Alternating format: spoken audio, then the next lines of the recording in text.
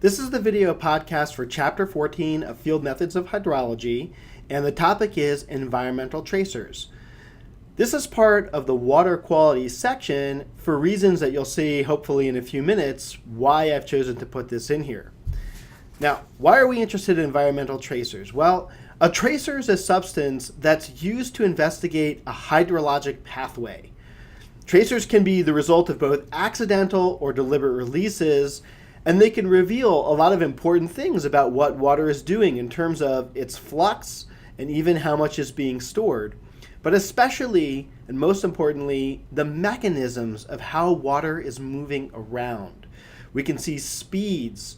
Is something residing somewhere, like residence times? Like, is it lasting there for years, hours, minutes? It helps us get at mass balances as well as chemical transformations.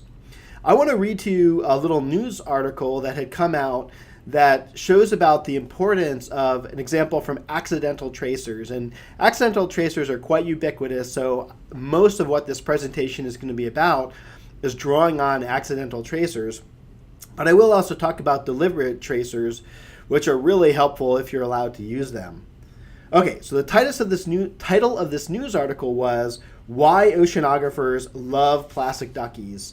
And let's see, I'm trying to see. Okay, so these days, a huge number of plastic and rubber items manufactured in Asia are shipped in containers to markets and customers in North America. Often the containers are stacked on the decks of ships rather than stowed down in the hold. In rough weather in the North Pacific, containers have been known to tear loose and be washed overboard. In 1990, a vessel container lost 5 containers overboard in a storm. 4 of them apparently tore open in the process, releasing 61,000 Nike running shoes into the Pacific Ocean. These shoes float, and several months later, hundreds of them began to wash ashore along the coast of North America from Alaska to Oregon. Beachcombers gathered them up and arranged swap meets to match left and right shoes, using them or selling them as pairs. Oceanographers were delighted. Here was a unique chance to plot ocean currents and surface drift on a scale that could never have been done on a scientific budget. Scientists tapped into the information network of beachcombers and the points of landfall of at least 1,600 Nike shoes, and they were recorded exactly. This is about the same rate of recovery as oceanographers get from their drift bottles, but no oceanographer can afford to drop 61,280 drift bottles in one place at one time. By the time the data were plotted, the drift of the North Pacific was recorded in finer detail than ever. Years later, far-floating North Nike shoes from the spill are still being recovered as far away as Hawaii, because the surviving floaters were turned southward into the main Pacific clockwise circulation. It is with even greater delight that oceanographers learned the fate of 29,000 Chinese plastic bath toys during their voyage from Hong Kong to Tacoma, Washington. In a severe storm on January 10, 1992, 12 containers were washed overboard. One of them tore open, and thousands of blue plastic turtles, yellow plastic duckies, red plastic beavers, and green plastic frogs began their great adventure. Fortunately, these animals are all competent swimmers. 10 months later, the first waves of plastic toys hit the beaches of Sitka, Alaska. Advertisements in newspapers and letters to lighthouse keepers brought in reports of landings, all of them on the Alaskan coast. This time, the higher floating plastic toys were more affected by the wind than the low floating Nikes, and their main trajectory took them north out of the gyre circulation. Those that did not reach shore quickly were swept northeast, and by the winter of 1993-94, their survivors would have been frozen into sea ice in the Bering Sea. Some may now be heading back into the North Pacific. Others may be on their way round the Arctic Ocean, eastward along the north coast of Siberia, heading for the North Atlantic. And then in 1999, they don't make Nikes or plastic ducks in Europe, but they do make Lego, and they ship it out by sea. Some 5 million pieces of Lego that were dumped in the Atlantic Ocean are heading for beaches where beachcombers and oceanographers can find them.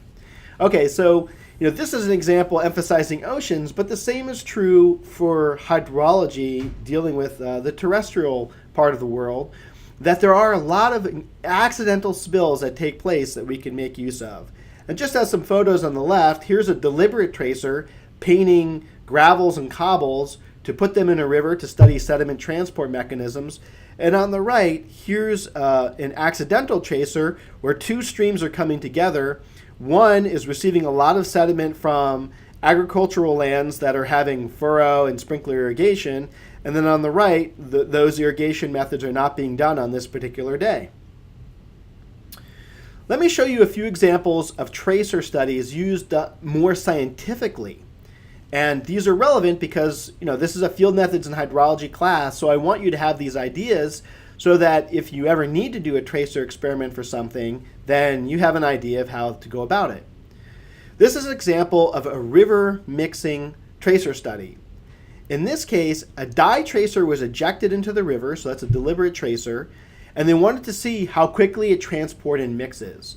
So this could be used for a model calibration and validation field study because a lot of computer models have to do with contaminant transport or flow transport. And so in those cases, you need to get the mixing parameters that are used in the models. And this is what a mixing experiment like this would be used for. So here we have, 5 graphs. And the x-axis goes from 0 to 1, where the middle represents the middle of the river. The left represents the left side, with 0 being the left bank. So as you're looking down the river, this would be river left, and 1.0 would be the far river right. On the y-axis is the concentration of the tracer in micrograms per liter. And you can see that the concentration, looks like the scaling is different and the range is different, so keep that in mind. And then finally, the plots go from top to bottom with distance from the source of the injection of the tracer. So we begin at 1.125 kilometers, or 1,125 meters, and then we go down in an uneven interval until we're past 10,000 kilometers down the river. There's a lot of things that you can see here. First, the spike is at its highest concentration, closest to the source, and that concentration peak drops from about 9 to 10 all the way down to a little bit more than 2 by the time you get 10 kilometers down the river. Second, we can see that there is spreading. So if you look at the shape of this curve, imagine this being like a histogram, it's relatively spiky. And as you go down, if you just stay centered on the peak, you can see that it's spreading out more and more. And by the end, it's the most spread out across the river. I mean, even, up to even, arguably the 3.6 kilometers, it hasn't even spread out all the way across the river. This kind of lateral spreading around the peak is called dispersion. And it's defined as turbulent plus diffusive mixing in all directions. Remember that flows in rivers are not laminar, but they're turbulent because they're significantly deep and high enough velocity to create that kind of turbulent mixing. And so that causes a lot of spreading.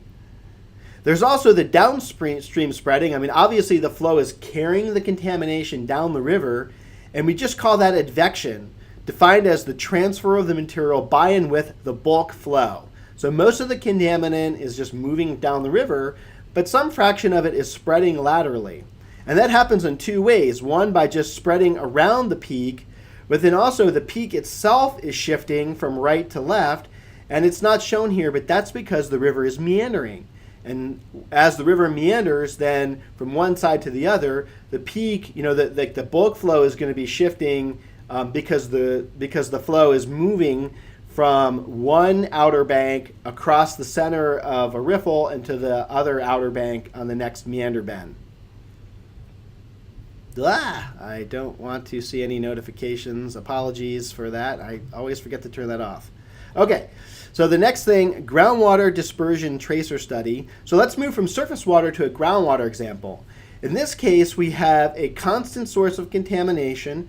You could imagine something like a gas tank or a leach field, or it could be a septic tank, something that is continuously putting out some form of contaminant.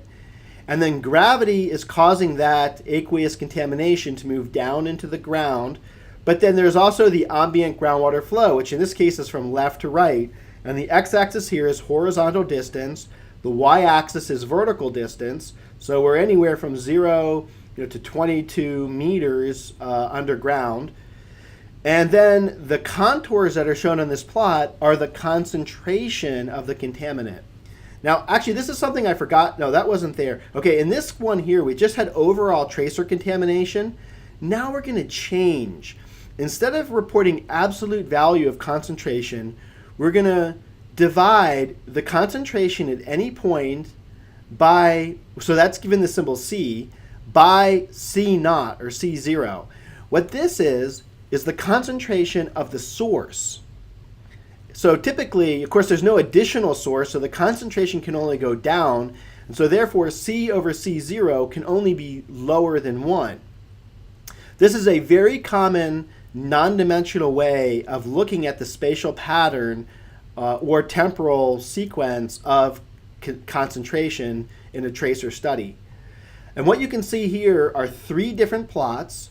These plots have different levels of transverse dispersivity if you look at the figure caption. The dispersivity here, the top one has a very small value of 1 millimeter, the second one has a value of 1 centimeter, and the third one has a value of 10 centimeters. What this means is the larger the dispersivity, the more it can spread. And how does that spreading take place? Well, the ground is a porous media, and flow it may be going into the ground, but then it's going to take a tortuous path because the flow has to move around the grains. And as it does that, individual particles of pollution might make a left turn, a right turn, or go over the top, go under the bottom. And so they're going to be taking highly convoluted pathways. Ultimately, everything is going to get to some destination, generally down gradient, moving with the ambient flow, that advection. But the dispersivity here is different from the dispersion in the open water case, because the open water case is just turbulent flow. With groundwater flow, it's moving very slow, and it may not be turbulent at all. It could even be laminar. Most likely is, because it's moving so slow. And so as a result of that, then what's happening is just the pathway itself, driven by the porous media, is causing that apparent mixing or spreading to take place. And you can see that with the highest dispersivity, the size of the plume is the widest, and as a result of that, it's spreading more, which lowers the concentration in other areas. So at the top plot, where we have low dispersivity, you have a very highly concentrated pathway with the C over C naught of 0.5 getting more than 120 meters downstream because it hasn't spread out. A variation on this theme is the situation that takes place when you also have a chemical reaction that's taking place.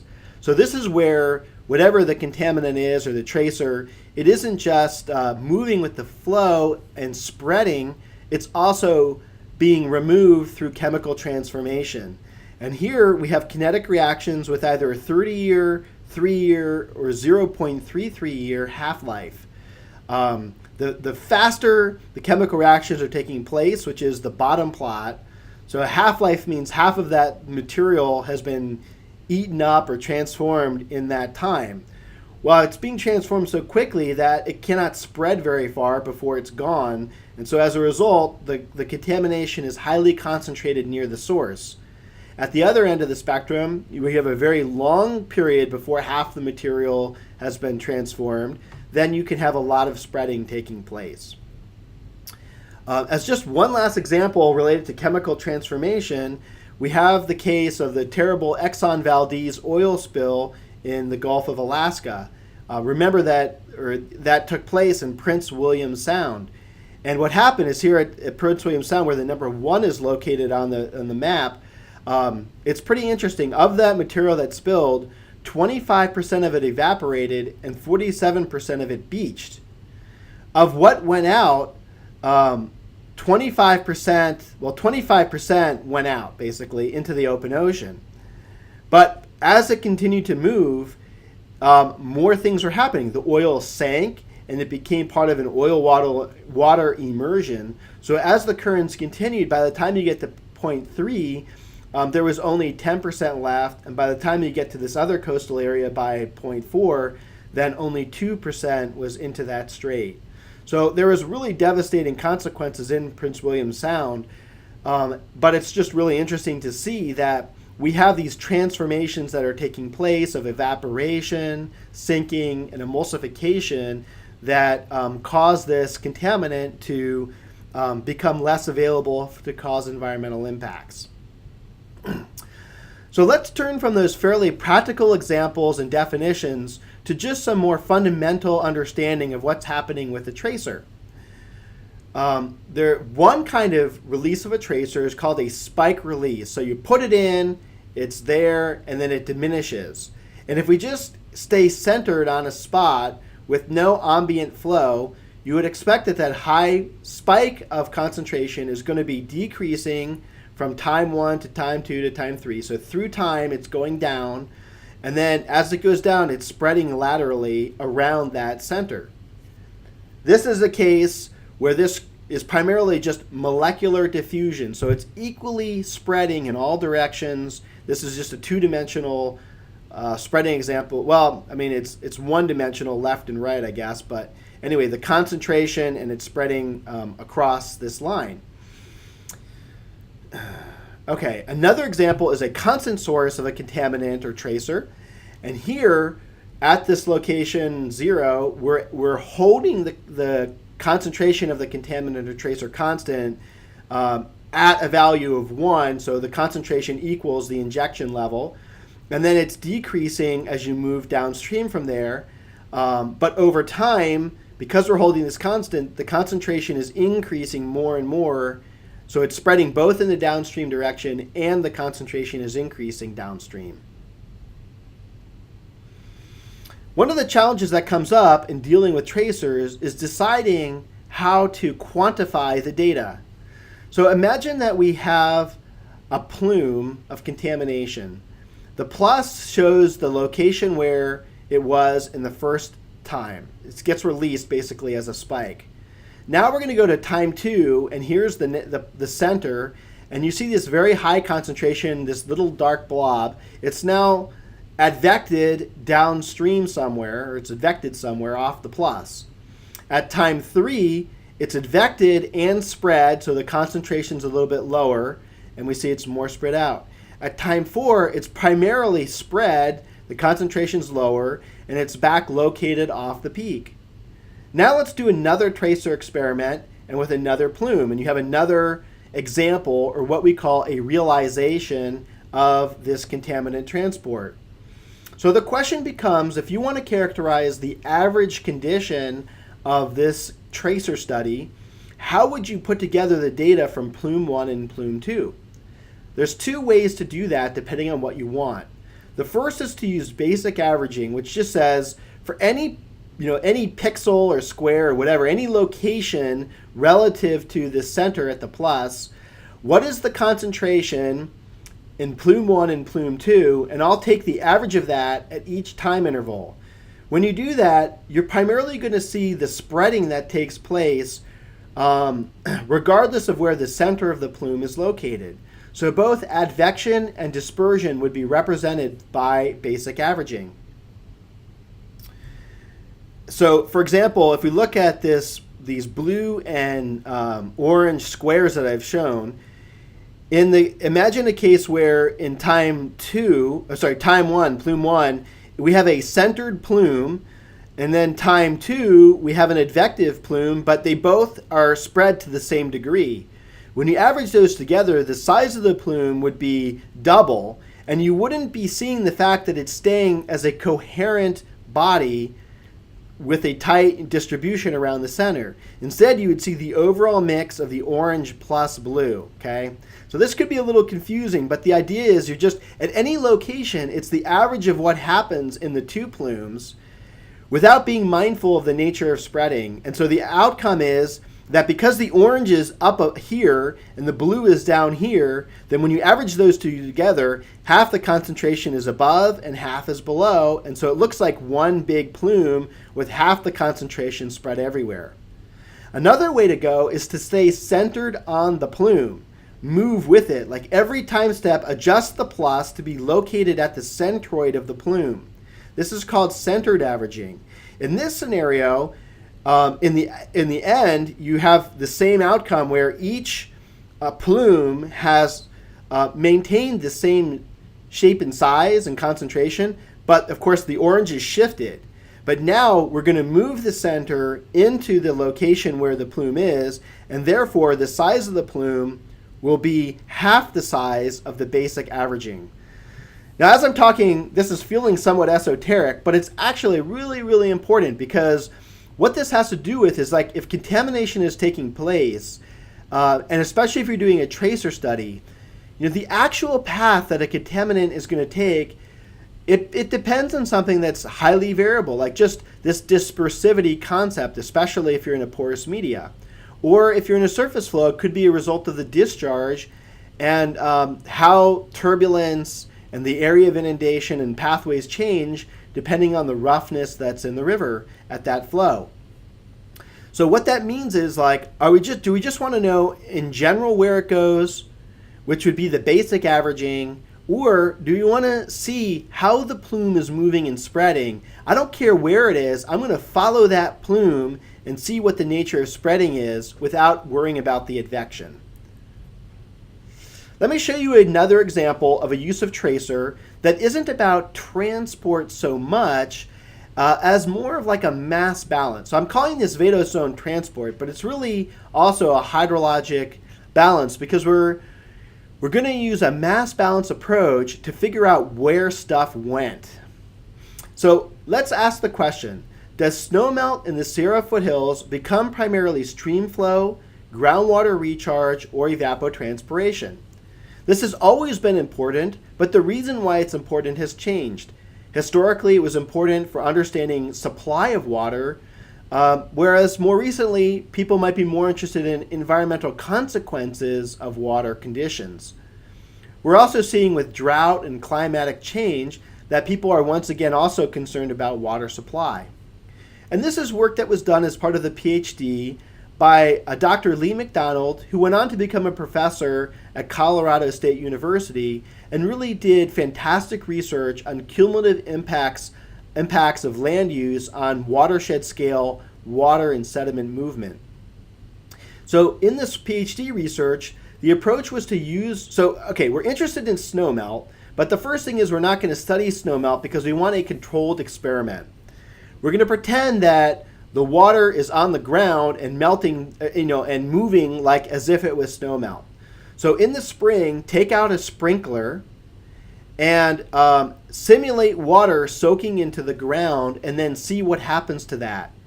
In this case, the water wasn't just water, but there was a deliberate tracer added, which was 200 kilograms of sodium bromide. And then he went to see where that material ended up. We're going to make a hypothesis. Some percent of it is going to be captured in the outflow. And what I mean plot, I mean like an area of the ground over which this sprinkling is done. And remember, I think I talked about sprinklers a little bit in the precipitation video podcast. So what percent of it is just captured? What comes out of the plot and moves down the hill slope? What percent of it is captured in the soil itself because the water evaporated away? And then what amount of it is found in wells, indicating that it went down into deeper groundwater or is just never found at all? So I want you to pause for a minute and think about this before I show you the answer.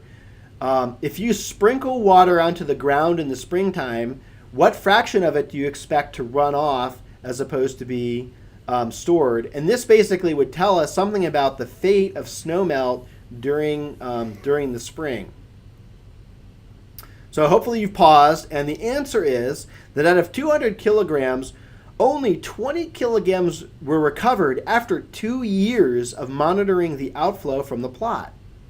That means that only 10% of the tracer left the basin, And by mass balance, that means only 10% of the water left the basin as surface outflow. 10% of it was found to have gone to groundwater, but 80% of it was found in the soil. Indeed, he was able to dig into the soil and find all of the salts that had precipitated out there, which is a pretty staggering amount. I mean, in a way, this is fairly consistent with what we expect from surface water hydrology, in that typically runoff is 15 to 25% of rainfall. However, if the ground is already relatively dry, it could be substantially less, and that was found here. So the conclusion was that evapotranspiration is the dominant fate of late season snowmelt. Okay, now that I've shown a range of examples and applications of tracers, I'm hoping you have a good idea of the value of environmental tracers for hydrology. You've seen us use them to look at how water spreads in the surface water and groundwater, how it relates to the spreading of contaminant plumes, involvement of chemical reactions, everything including rubber duckies. So what I want to do now is dig deeper into the available methods you have, particularly for accidental tracers, but also somewhat for deliberate tracers.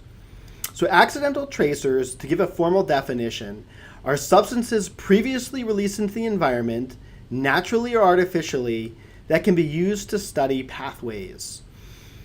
Naturally, you're going to see things like isotopes or heavy metals, and artificially, you can also have those in other constituents, but then there's a variety of other things. So contaminants is a huge class of tracers. Humans have put massive quantities of pollution into the world, and those contaminants typically have been done using heavy metals. Mercury is a very commonly used one, lead, cadmium, arsenic. Just look to see if there's any wastewater treatment plants or any other industrial facilities or mining operations, things that are using and releasing contaminants, or as a result of, say, mining, making things available, tailings and so forth that would have that present. Human-made radionuclides, particularly from atmospheric bomb testing, releases of cesium-137, but also tritium. There could also be organic compounds that are used, although they're not here, but things like TCE would be another example potentially, although those tend to be highly reactive, so that is a little bit different. Cosmogenic radionuclides, these are a result being produced from interaction of particles from the sun interacting with the earth. And ones that we see here, beryllium-10, carbon-14, and these others that are used. And I'll show more about that in a moment. Sediment mineralogy, so just taking advantage of the fact that the ground, the subsurface is composed of different constituents, and as a result of weathering or erosion processes, they can be released from their source to the sink, and so that can help you reconstruct source and pathways. And then biological debris, which can be indicators of the integrity of a biological system that are recorded through time in sediments. And I'll be giving more information about all of these, but this just puts everything in one place. Hey. Here's a list of some long-lived cosmogenic radionuclides and their use in isotope geoscience. Now, there are many more than these that are used in agricultural and environmental applications in hydrology, but this just shows some of them. The half-life here in years, these are generally on the longer side, but not all of them. So, of course, carbon-14, radiocarbon dating, this has been the big workhorse for studying human-relevant time periods in the last, really 35 to 60,000 years. It has a half-life of 5,730 years, so it's not going to be so useful things that are really young. Some of these others are quite long, some of them are short, and you can read on the right, what their different uses are for. If we look at the sediment, so sediment is a material commonly carried by water and deposited, and then where it deposits, we can use that. And I've talked a little about this in the surface sediment. video podcast. We'll come back to it again somewhat when we look at the groundwater and subsurface characterization. But if we just look particularly at sediment grains, what are the attributes of the grains? What do they indicate, and how can we interpret them? So from a tracing perspective, particle size is really, really powerful, because when you see, and I talked about this before, either the size of the particle or how well it's sorted, it tells you about the flow conditions that are present and the rate of deposition that was done. Radionuclides are absorbed onto sediment, as are heavy metals, and phosphorus could be absorbed onto sediment or just moving as particulate matter like sediment. Sediment also has magnetic properties that can be used to help figure out the source of the materials. Charcoal is found in sediment, and it can be used based on its abundance and size of the particles or degradation of the particles to indicate the history of fires in a watershed or an airshed, and then other chemicals that may be present related to nutrient cycling and contamination.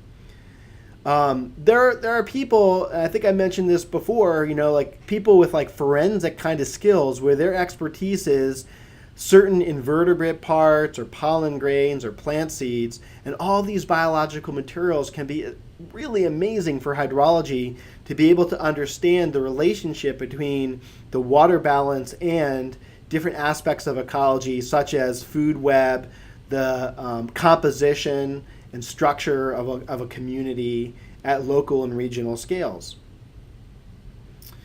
Microscopic particles can include charcoal, but also pollen grains. And here are two examples. So if you take sediment from the bed of a river or in a wetland or at the bottom of a lake, and then you can actually dissolve the inorganic material away with inorganic acids like hydrochloric acid, sulfuric acid, nitric acid, and be left behind with the organic materials. Because remember, from the container for water sampling, like affects like. And so you can extract out pollen and charcoal and then analyze them under a microscope to learn a lot about what the composition of the watershed and or airshed was at different periods of time in the past. There are things that we can date, and really getting dates is very, very important part of these tracers in the environment. When you go deeper and deeper into sediment, you're going further back in time, but exactly when is an essential aspect. And so, of course, radionuclides do that. With a radionuclide, you have materials falling out of the atmosphere and depositing. And so that would be like the effects with beryllium-7 in sediment. We have cesium-137 and lead-210 that can accumulate in sediments. And then also we have the radiocarbon dates associated with the organic matter that's dead versus living, and telling you when it died. And this isn't a course where we're going to go into the mechanisms of radionuclides. That's something that I cover in my hill slope geomorphology and sediment budgets class. But this just gives you a feel that these are out there, and there are courses in isotope geochemistry that you can take if you want to learn more about those. Similarly, for the chemistry, we're not going to go into the details of the reactions and transport of these materials, but I just want you to know that these different constituents can tell you things like the onset and progress of the industrial area with heavy metals, or in California where we have gold mining, mercury and silica concentrations tell you about the passage of the hydraulic mining sediment that's present. And then in lots of areas, when leaded gasoline was phased out, in the United States it was phased out in 1974, and so you see an abrupt change in the abundance of lead in the environment after that. We can also learn about the age of things by comparing things that we see in the historical record, the written record of our society, against things that take place in the environment. So for example, we know that with European colonization of the east coast of the United States, there was a lot of land clearance that took place. And we can see in the environmental record a transition from tree pollen to grass pollen. So we just have to look for when those transitions are found in sediment and line that up with the historical records of when land clearance took out in a watershed, and then we can get a date based on that. Similarly, you might have a species of plant that either was introduced like an invasive or was lost through some sort of disease or deforestation or something. And so those can be used, again, comparing against historical records to get dates. And these are all important to be mindful of because sediment can be a very powerful tracer for understanding the hydrology of a watershed, and these are the constituents of sediment. One of the things that's challenging about using tracers, when you're not tracing over minutes to hours to days, like with a release of a dye in a river or something like that, but when you're really wanting to trace over years to say 100 years or 200 years, like basically to understand the effects of modern European expansionism around the world, then when you get into that key historic period of 100 to 500 years ago, unfortunately we hit a gap where there really aren't a lot of good dating methods that work. Lead-210 is a method that goes back typically 120 years, and then radiocarbon dating tends to be like thousands of years down to 500 plus years. Now there are some ways to use radiocarbon dating that can get more recent to that, and it just depends on the nature of the materials you have and the situation and the type of dating that you use. But it is generally tough to get environmental tracing information from this key historic period of European colonization around the world. Okay, deliberate tracers. These are substances artificially introduced to the environment as part of a field experiment. I wish we could do tracing a lot more, but the reality is that people don't like the idea of scientists going out and polluting, basically. And of course, pollution has become so ubiquitous in the environment that any tracing that we do would likely have a really small to negligible impact. But you could see the example in oceanography. We can't be going out throwing 60,000 buoys and tracers if we're going to have boating accidents that are going to release those. We have to be opportunistic and take advantage of that. But it's just society sort of draws a line. There's only so much that we can do. And some things are easier, like chloride or bromide dissolution is relatively simple thing with relatively low consequences. Where in contrast, a man-made radionuclide like tritium has to be obtained from a radioactive source, and then you're introducing that radioactivity into the environment. So although this is a very useful tracer, it's something that is very rarely used anymore. Sediments, these are used very extensively. We had the cobble tracer stones that I showed in the very first, the cover page of this presentation. When we talked about surface sediment, erosion, deposition rates, I showed the feldspar marker horizon. Well, that's a tracer. The most common one are dyes. For looking at free water flows, then we can inject dyes in the appropriate concentration and use something called a fluorometer to detect the concentration at down gradient locations. And fluorescent rhodamine WT is the most commonly used one, but there are a variety of different dyes for different circumstances, and I've given you a website link here that you can use to learn more about that. We actually do have the capability to do this kind of tracing in my department, and it can be really useful for getting discharge and estimating parameters necessary for different models. And then finally, sometimes we do introduce biological debris that isn't native to that area of study, and one of those is non-native pollen.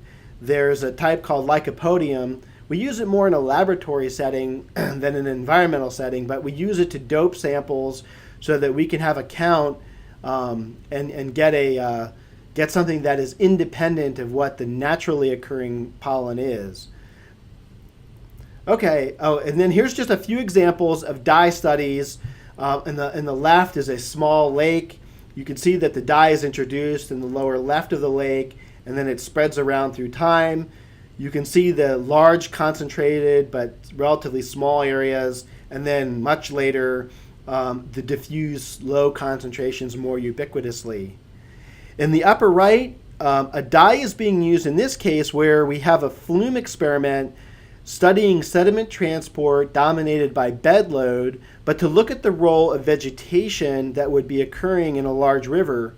Here, to give you a sense of scale, this width here, I would say it's somewhere between like 5 and 10 meters wide from my memory, and maybe 30 meters or 40 meters long, something like that. And here, what you can see, the dye, like the darker pink is occurring where the water is deeper and the lighter pink where it's shallower. So based on this color, you can just take a photo from above and be able to see the water depth based on the concentration. So here the tracer is being used to help reconstruct the topography of the land as it's changed by the flow. And then in this bottom example, this would be a continental shelf flume experiment where different colors are used to show different epochs of deposition, and you can see how that sediment is being dispersed down out into the deeper parts of the ocean in this kind of flume experiment. So, traditionally you probably didn't think about tracers as a topic that we might cover in a field methods and hydrology class. But in fact, there's a huge link between field methods and tracing. And a lot of field studies, if there's an opportunity to use tracers, whether they're accidental, opportunistic tracers, or deliberate tracers, I think it could be a very powerful tool. It's something that I've used in my research, and I really encourage you to consider using in your future research and consulting activities.